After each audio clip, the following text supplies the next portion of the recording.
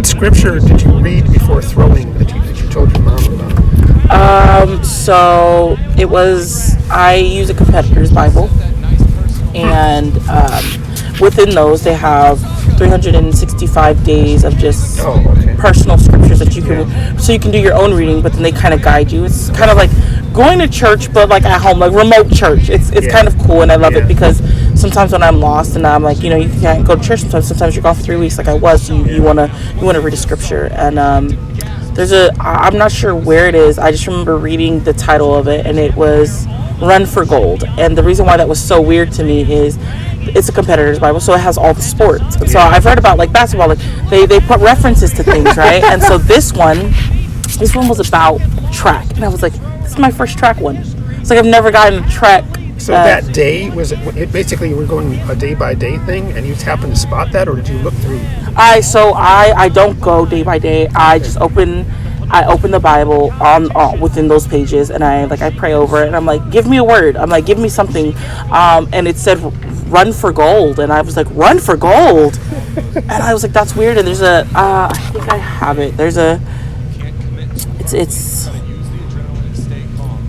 I literally I got chills so bad. I called my mom and I was like, I need to send this to you. I was like, this is absolutely scary. And I mark them every time I read. And so it was August 18th. I think that was 2 days before. Or sorry, not Run for Gold, Run to Win. And it's right here. And I'm like, okay. And then the scripture is 1 Corinthians 9 verse 24, and it goes, do you not know that the runners in a stadium all race, but only one receives the prize? Run in such a way that you may win. And so like I scratched out run, and I put so I was like, throw in such a way that you may win. And like I was reading these scriptures, and I was kind of scared, but I didn't tell my mom yet. I told her after everything. And so like I had marked it for August 18th 2023, and I was like sitting there, and I was like, nah, I was like, you're not telling me this. I was like, whatever. I was like, thanks God, but we're not there yet. And then I went, and and that was before the qualifying round, and I made the qualifying, and then I realized my first throw was a foot foul, but it was far. And I was like, are you telling me that if I get that throw back in the final, I was like, I could be a winner? And then I read my Bible. I have to. So if this one is just like, I don't like, I always say it's divine now because there's no way. So it's the 22nd. This is the day of the final, and I'm like, my nerves are shot. I'm scared. I don't know. I don't understand what's going on. So I decide I'm going to do it again. I'm going to do what I did on August 18th. I'm going to open my Bible, and the title was Raising the Bar. Again, a track reference. Yes, to high jump, and it was basically saying like, again, Philippians 3 verse 13 to 14. Brothers, I did not consider myself to have taken hold of it, but one thing I do, forgetting what is behind and reaching forward to what is ahead, I pursue as my goal the prize and promised by God's heavenly call in Jesus Christ. And I was like, okay. And there was something in here.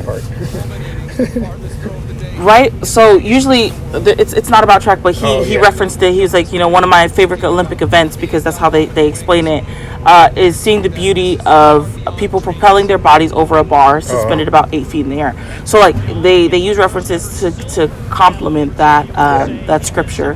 And one of the things that I circled was, we will never obtain perfection, and we will never become a complete failure. And I was just like, all right. And he's talking about the high jump, and I was like, okay, whatever. Well, I almost didn't make the final, and so I'm sitting there on my third throw, and I'm so sad because I'm like, you just didn't want to get 12, and you're sitting in 12 with a 52, and it was absolutely heartbreaking. So I kind of like look at my distance, and then I look up, and I'm like, you told me I didn't be perfect, but but something was gonna happen. And I was like, you also told me to run to win. I was like, I'm not getting the message. So I was like, you know what? I'm just gonna go for it. And I hope that's what you want me to do.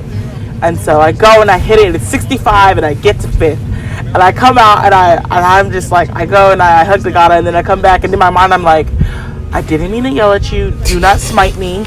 I'm sorry. I've just been a bit frustrated. I'm still a believer. And then you're wearing the same braid necklace that you did at Budapest. Oh yeah. Oh, this one, yes. Yeah.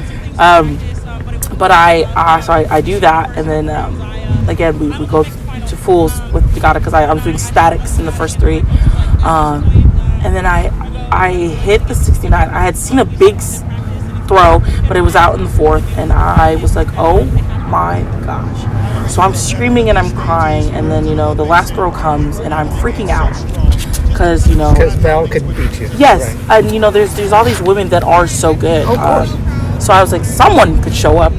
Fang Bin from China could show up again and throw a 69. I was right. like, Val could go 70. I was like, Sandra Perkovic, you cannot count her out. No. I was like she could show up. My heart was just racing. And also Jorinda Van Klinken, who's thrown 70 before, an amazing competitor, love her.